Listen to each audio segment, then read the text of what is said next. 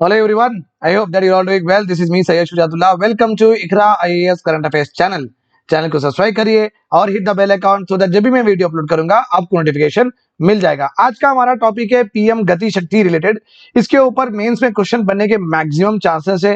Apart from that एक MCQ print से question बन सकता है बिकॉज इसमें अच्छे से फीचर्स है। वो फीचर्स एग्जाम में in the form of statements पूछ सकते हैं। ऑब्वियसली एनालिटिकल क्वेश्चन तो आएगा नहीं बिकॉज ये एक स्कीम है। सो आपको factual based statement based question यहाँ पे आएगा। So you can score the marks very accurately. ठीक है, तो बेसिकली ये जो स्कीम्स और प्रोग्राम्स रहते हैं ना, फीचर्स और ये बिल्स के जो भी प्रोविजंस होते हैं, तो अच्छे से आप पढ़ लेना चाहिए बिकॉज आपको उसमें ज्यादा एनालाइज करने की जरूरत नहीं रहती। If you remember it then you can do it. Otherwise यहाँ पे और एक भी ड्रॉबैक भी है, जब आपको फैक्चुअल बेस्ड या स्टेटमेंट बेस्ड क्वेश्चंस आते हैं, if you don't know about them please don't touch it because कहीं ना कहीं तो रॉन्ग तो हो ही जाएगा। So make sure that when you know the factual और statement based question then only आप उसको करिए, अदरवाइज मत करिए। You can go for analytical, उसमें थोड़ा बहुत बेनिफिट ऑफ डाउट मिल सकता है बट इसमें नहीं मिलेगा। ठीक है, सो और यहाँ पे यूपीएससी की ये आदत है, दे विल डेफिनेटली आज क्वाड कभी कभी पूछते हैं मनरेगा के फीचर्स बोलिए, कभी कभी पूछते हैं सरोगेसी बिल के फीचर्स बोलिए,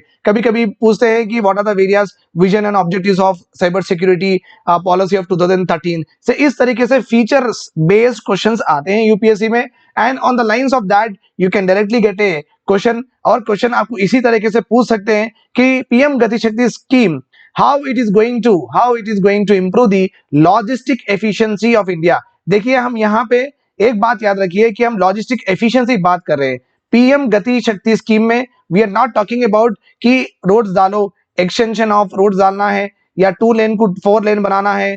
ठीक है, हम यहाँ पे ना रेलवे की लेंथ इंक्रीज कर रहे हैं। All of these are fine, यहाँ पे ये सब तो हो ही रहा है but it's a very very big and broader and comprehensive scheme. ये बात आप याद रखिए क्योंकि यहाँ पे पीएम गति शक्ति में मल्टी मॉडल ट्रांसपोर्टेशन के बारे में कहा गया है, और ये मल्टी मॉडल जो ट्रांसपोर्टेशन होगा वो चाहिए एफिशिएंट होगा, रियल टाइम बेसिस पे होगा, टेक्नोलॉजिकल ड्रिवन होगा, etcetera so and so fourth. उसके बारे में भी हम बात करेंगे। ठीक है, और actually PM Gati Shakti scheme के रिलेटेड थोड़े फैक्ट्स पढ़ेंगे। What are the challenges in logistic and transporting sector of India. यहाँ पे चैलेंजेस है, इसलिए तो ही पीएम गति शक्ति स्कीम को लॉन्च किया गया है। वे फॉरवर्ड भी देखेंगे, हम कंक्लूजन भी देखेंगे। Right, okay. यहाँ पे अगर आप एग्जाम में आंसर लिख रहे हैं तो आप इस तरीके से शुरू कर सकते हैं। आप आंसर अकॉर्डिंग टू इस तरीके से शुरू करिए। According to International Monetary Fund, okay, they have released a report called as road quality and mean speed score। mean speed means average क्या स्पीड रहेंगी अपने जो भी गुड्स और गुड्स कैरी कर रहे हैं, सो जो भी ट्रेन रहेंगे, रोड्स रहेंगे, ओके, उनकी एवरेज स्पीड क्या रहेगी। सो रोड क्वालिटी कैसी है और मीन स्पीड एवरेज स्पीड अपनी कैसी है, उसके ऊपर okay they have ranked India 127 among 162 countries in terms of what road transport speed. In terms of what road transport, road के ऊपर आपको बसेस भी मिलेंगे, रोड के ऊपर आपको ट्रेन और रेलवे भी मिलेंगे। ठीक है, और रोड के ऊपर ही आपको मिलेगा मेट्रो भी मिलेगा, ओके, एरियल मेट्रो मिलेगा या सबवे मिलेगा। बेसिकली ये पूरे सरफेस रोड, सरफेस वेज कहे जाते हैं, surface waves, surface transportation waves, इस तरीके से आप कैन कैटेगराइज देम बिकॉज पूरे ये लैंड के ऊपर चलते हैं। ठीक है, शिप तो पानी पे और एयर तो एयरप्लेन तो हवा में, तो बाकी के जो भी आते हैं वो धरती पे ही चलते हैं। That's why we call them as what surface waves, airways, surface wave, sea waves, इस तरीके से डिवीजन होता है। तो आप जब भी एग्जाम में आंसर लिखते हैं पीएम गति शक्ति के बारे में बैकग्राउंड दे दीजिए, क्योंकि बहुत अच्छा होगा, एग्जामिनेशन के ऊपर अच्छा इंप्रेशन आएगा कि आप ये स्कीम किस वजह से लॉन्च हुई, ये तो बताना जरूरी है ना। यस, अगर आप कंटेम्प्रेरी इशू यहाँ पे कंटेम्प्रेरी रैंकिंग भी देते हैं तो और तो बल्ले बल्ले हो जाएगी, आपको और अच्छे से मार्क्स मिल जाएंगे। तो हमारा रैंक देखिए कितना पिछड़ा हुआ है, 127 रैंक है among 162 countries with regard to what, okay, road quality और उसकी मीन स्पीड। यहाँ पे US is the fastest country, means US में एक जगह से दूसरी जगह अगर गुड जाना है तो सबसे पूरी दुनिया में सबसे फास्टेस्ट कहां पे जाता है, यूएस में जाता है। यूएस की मीन स्पीड है average speed 107 kilometre per hour, while India's mean speed is only 58 kilometre per hour. ये तो स्कूटर की स्पीड से भी कम है। नॉर्मल हम सिटी में कंजेस्टेड एरिया में चलाते हैं 58 kilometre per hour, not exactly congested भी आप बोलेंगे अब्बा सर तो बहुत स्टंट कर रहे हैं, ऐसा ऐसा नहीं, 58 में ऐसा बोल रहा हूँ कि अगर नॉर्मल भी अगर थोड़ी बहुत कम भी ट्रैफिक रहे तो वी कैन हैव 40 50 तो 50 है तो हम जाते ही हैं। तो हमारे जो गुड्स कैरी कर रहे हैं, जो भी ट्रांसपोर्टेशन में जो रेलवे से जो रोड से इन पूरों का अगर हम एवरेज लेंगे तो 58 किलोमीटर, एक घंटे में खाली 58 किलोमीटर अगर चलेंगी गाड़ी तो 500-600 किलोमीटर दूर अगर जगह जाना है तो आराम से उसको वो टोल्स पार करते हुआ, वो ट्रैफिक पार करते हुआ आराम से 2 दिन लग ही जाएंगे। उससे क्या होगा, जितना ज्यादा रोड पे रहेंगी उतना ज्यादा पोल्यूशन करेंगी गाड़ी, उतना जितना पोल्यूशन करेंगी तो उतना CO2 एमिट होगा। फिर ग्लोबल वार्मिंग के जो भी अपने कस्मे थे वो भी पूरे होने से रह जाएंगे, और जिसको टाइम पे माल पहुंचना था उसको टाइम पे नहीं पहुंचेगा। एक दिन का लेबर अगर चलता था, एक दिन में हम पहुंच जाते थे अगर स्पीड पे, तो अभी देना पड़ेगा वो लेबर को 2 दिन के पैसे देना पड़ेगा। तो हर जगह से अपने क्या हो रहा है, कॉस्ट एस्केलेट हो जा रहा है। सबसे अच्छे फास्टेस्ट रूट्स है यूएस में, क्योंकि 107 किलोमीटर पर आवर भागते हैं वो ऑन एन एवरेज, तो थोड़े तो 300 किलोमीटर भागते हैं, थोड़े 50 किलोमीटर भागते होंगे, बट ऑन एन एवरेज अगर देखते हैं तो यूएस में 107, हमारे पास 58। ओके और अब देखिए हमारा जो लॉजिस्टिक कॉस्ट है, मींस एक जगह से दूसरी जगह माल पहुंचाना, हमारा है 13 to 14% of GDP as against to 8 to 10% of GDP in US and Europe. इसका मतलब क्या है, हमारे पास जो भी प्रोड्यूसर्स है, जो भी होलसेलर्स है, जो भी डिस्ट्रीब्यूटर्स है, वो लोग 13 से 14% उनका जो भी कॉस्ट रहता है वो ट्रांसपोर्टेशन पे लगा रहे हैं। और इतना बड़ा कि हमारे कंट्री में जितना भी पैसा जीडीपी का पैसा आ रहा है वो जीडीपी में ट्रांसपोर्टेशन और लॉजिस्टिक में से 13 से 14% निकल रहा है। ये तो बहुत बड़ी चीज है। मींस ये जो ट्रांसपोर्टेशन में सिर्फ सर्विस ही प्रोड्यूस हो रही है, यहाँ पे तो गुड प्रोड्यूस नहीं हो रहा है, right. So you have to understand that कितना ज्यादा हम एक्सपेंडिचर कर रहे हैं विद रिगार्ड टू लॉजिस्टिक। ठीक है, so why this is lacking, हमारे कंट्री में क्यों लैकिंग है? पहली बात तो हमारी जो प्लानिंग है with regard to transportation sector वो बहुत डिसजॉइंटेड है। वो प्रॉपरली पूरे डिपार्टमेंट को सिनर्जी करते हुआ, इस तरीके से वेरियस मिनिस्ट्रीज को सिनर्जी करते हुआ नहीं बनाते हैं अपन। ओके इसके वजह से क्या होता है, जहां पे रोड डालना है वहां पे रोड नहीं डाली जाती है, बिकॉज स्टेट हाईवे तो भी स्टेट गवर्नमेंट का तो प्रॉब्लम हो जाएगा, या नेशनल हाईवे का तो प्रॉब्लम हो जाएगा, नहीं तो national highway authority of India ने तो भी रोक देंगे, या रेलवे वाले तो भी रोक देंगे, सो एंड सो फोर्थ। कुछ ना कुछ सिनर्जी नहीं रहने के वजह से, आपस में प्रॉपरली कम्युनिकेशन नहीं रहने की वजह से हमारे जो भी इंफ्रास्ट्रक्चर रोड का बना हुआ है वो या तो अंडर यूटिलाइज है या तो पूरी ऑप्टिमम लेवल में यूटिलाइज नहीं है, क्योंकि यहाँ पे बड़ी ही रोड है। अब ये रोड को करेक्ट करने के लिए बहुत सारे रोड बनाना ना, बहुत सारे रोड बना दो, ये प्रॉपर्ली यूटिलाइज होगी।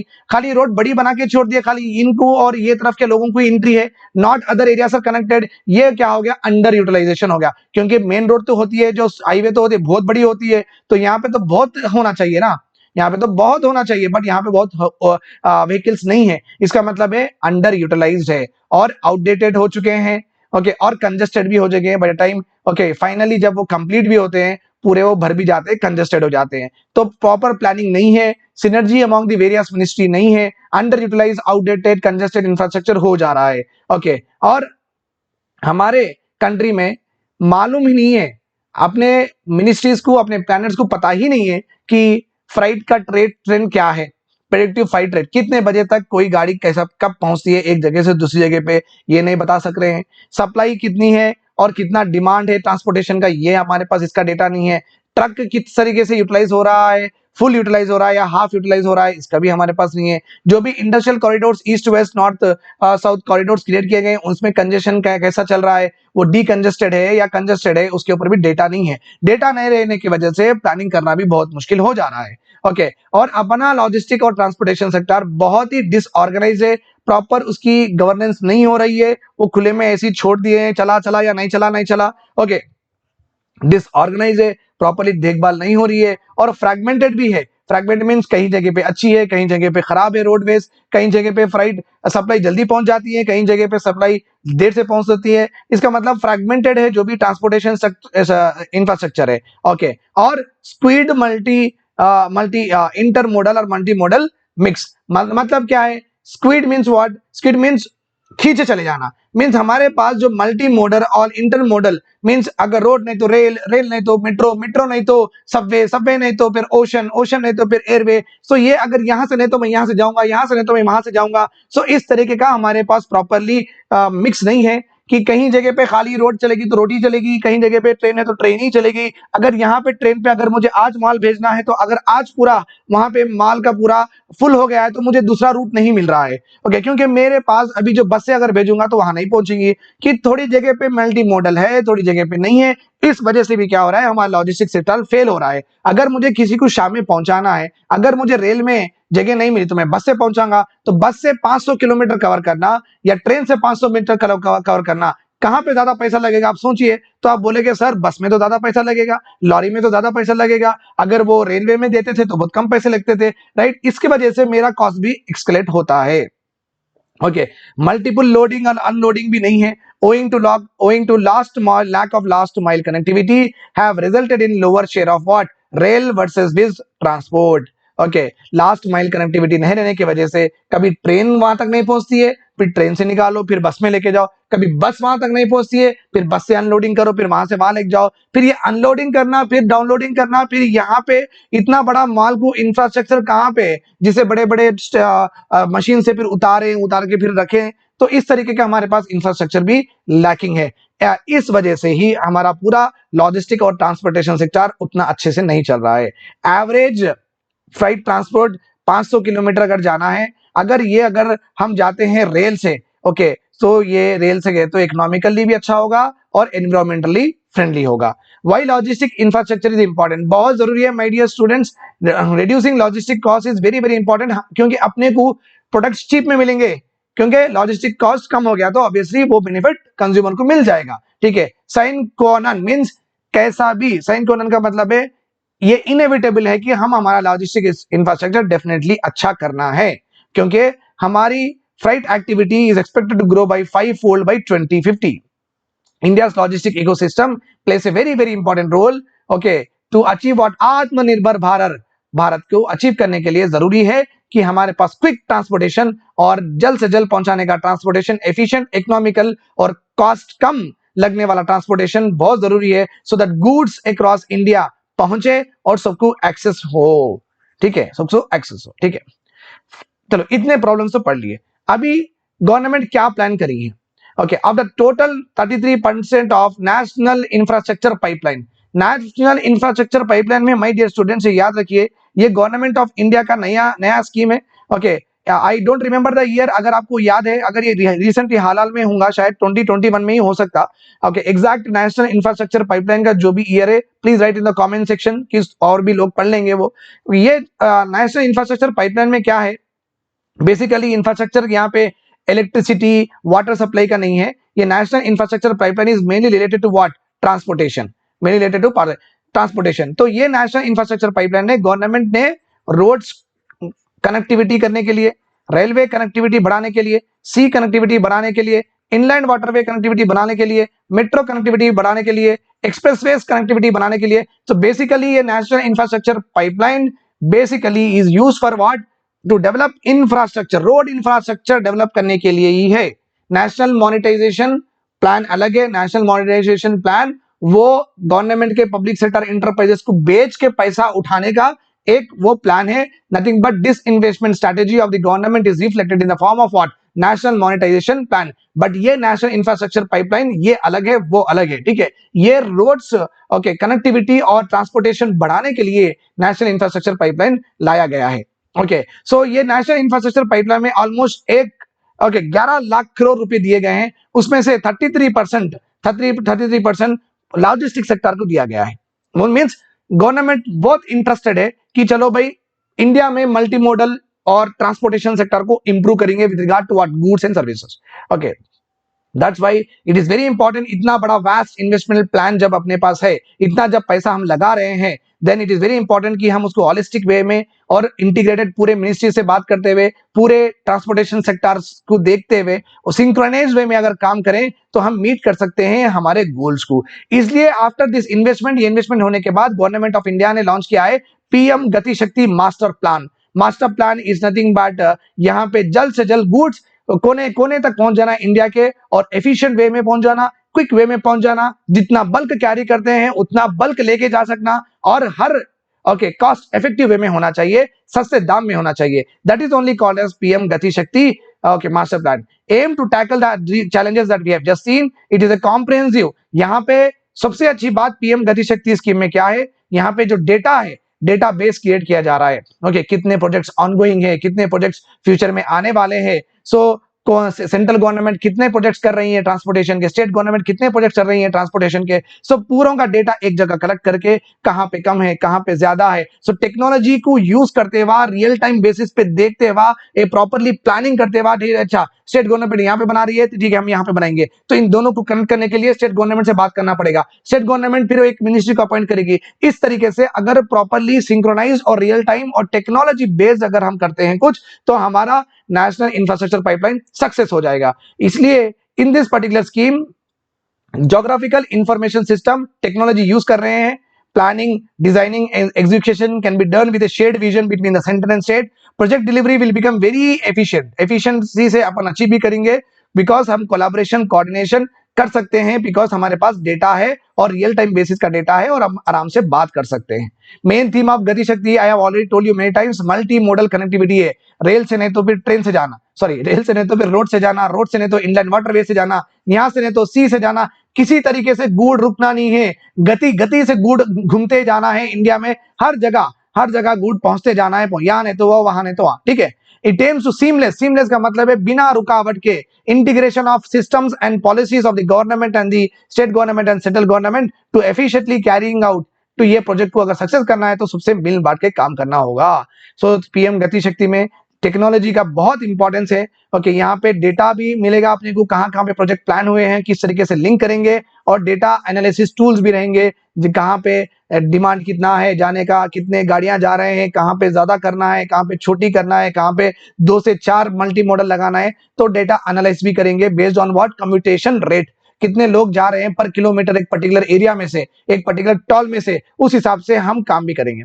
This techno-enabled approach, as I've already told you, to infrastructure development were done or where the data-on project geography with multiple layers, 16 infrastructure ministry से कनेक्ट करेगी ये इंफ्रास्ट्रक्चर पाइपलाइन। ये जो GIS है, जो पीएम गति शक्ति है, 16 मिनिस्ट्री से कलेक्ट करेंगी, कलेक्ट करके ओके एक proper enabling us what faster decision making में अपन पहुंचेंगे और पूरे प्रोजेक्ट्स इजिली कैरी आउट करेंगे। ओके, रोड कंस्ट्रक्शन देखिए, for example required multiple stake holders. पहली बात तो नेशनल हाईवे अथॉरिटी से responsible for the roads, okay, till district headquarters. उसके बाद में स्टेट पब्लिक वर्क डिपार्टमेंट और स्टेट का rural development department comes into the picture thereafter, and border road organization looks after border roads। तो इतने लोगों से कोऑर्डिनेट करना है। गति शक्ति will help in coordinating completion of roads at the same time, okay, thereby providing seamless connectivity on opening various opportunities to the constructor to the okay road layers। Fine. PM Gati शक्ति also aim to develop a nationwide network बनाना है, integrating digital systems of what various ministry के digital systems को integrate करके एक ही जगह पे हम सब देखना है कि कहां पे ज्यादा है, कहां पे कम है।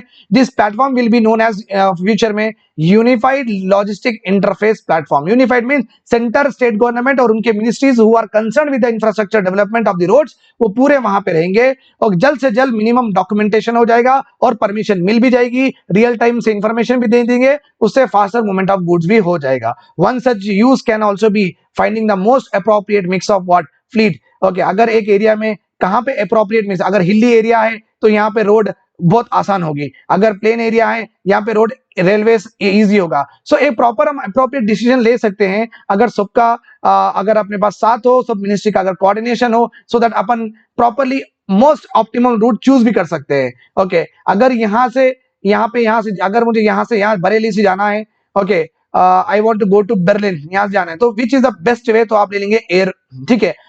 इसी तरीके से अगर अपने पास, अगर मैं यहाँ हैदराबाद से कुछ दिल्ली में भेजना चाहता हूँ या कुछ नॉर्थ ईस्ट में भेजना चाहता हूँ, मैं क्या प्रीफर करूं, मैं या ऐसा प्रीफर करूं, ठीक है, पानी में से जाऊं, ओके, वेस्ट बंगाल से वहां से दे दूं असम को, या फिर मैं ऐसा जाऊं। So what is the best way that is having, यहाँ पे अगर गया तो यहाँ पे सी लिंक है, यहाँ से भी जा सकता, अगर यहाँ से गया तो दिल्ली से डायरेक्ट असम में ट्रेन है, यहाँ से भी जा सकता, ठीक है।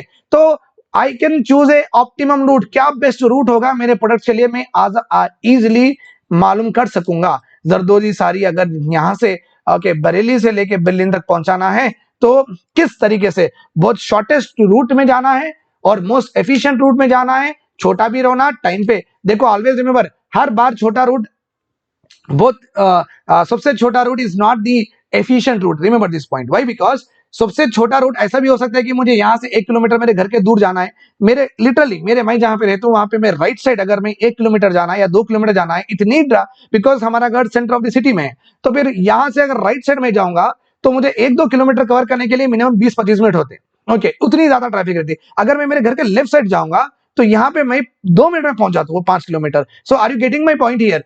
तो यहाँ पे अगर मुझे एक गुड्स भेजना है, मुझे गुड्स भेजना है टू द अदर स्टेट, तो मुझे मालूम होना चाहिए कि कौन सा शॉर्टेस्ट रूट है। Shortest route is always not a efficient route, remember this point, ठीक है। तो अगर शॉर्टेस्ट रूट अगर कंजेस्टेड है तो मैं थोड़ा लॉन्ग रूट ले सकता हूँ, बट जल्दी भी जा सकता हूँ, राइट और wrong, this is important. Okay, and suiting the requirements of my transport. Last में आप कंक्लूजन में लिखेंगे, ये अपना आपका कंक्लूजन है, तो यहां पे आप लिखेंगे with greater emphasis on data backed based holistic planning, enhancement of infrastructure to cater for the needs of future. अपने फ्यूचर के नीड्स को कैटर करने के लिए बहुत जरूरी है कि अपने पास मल्टी मॉडल कनेक्टिविटी रहो ऑन, और हम पूरा प्रोसेस को रेशनलाइज करें और प्रॉपर्ली सिंक और कोऑर्डिनेशन में चलें। It is expected that pieces of Indian logistic puzzle will fall in right place to make India globally competitive. और एक बार ईज ऑफ डूइंग बिजनेस के लिए अगर यहाँ पे समझिए कि कोको कोला की कंपनी यहाँ पे आती है, उसका तो डिस्ट्रीब्यूशन पूरे इंडिया में रहेगा। अगर उसके पास लास्ट माइल कनेक्टिविटी नहीं है, अगर असम में या राजस्थान में बेचना है या पंजाब में बेचना है या जम्मू एंड कश्मीर में बेचना है, अगर भाई साहब को 10-12 रूट में जाना पड़ेगा तो क्यों आएगा? तो वो तो चाइना जाके जाएगा। चाइना में तो बड़े बड़े रोड से भाई डायरेक्टली रूट से, ये नहीं तो वो कौन सा भी ट्रांसपोर्टेशन लेके चले जाएंगे। So ease of doing business भी प्रमोट करने के लिए बहुत अपन एक कॉम्पिटिटिव फीचर ऐड कर सकते हैं हमारे ईज ऑफ डूइंग बिजनेस में, अगर हम ये multi model transportation system nothing but PM Gati Shakti scheme को सक्सेस बना सकते हैं, right. This is all about today's lecture. Have a nice day, bye bye, take care. इतना ही लिखना है एग्जाम में, ज्यादा नहीं लिखना। Bye bye, see you.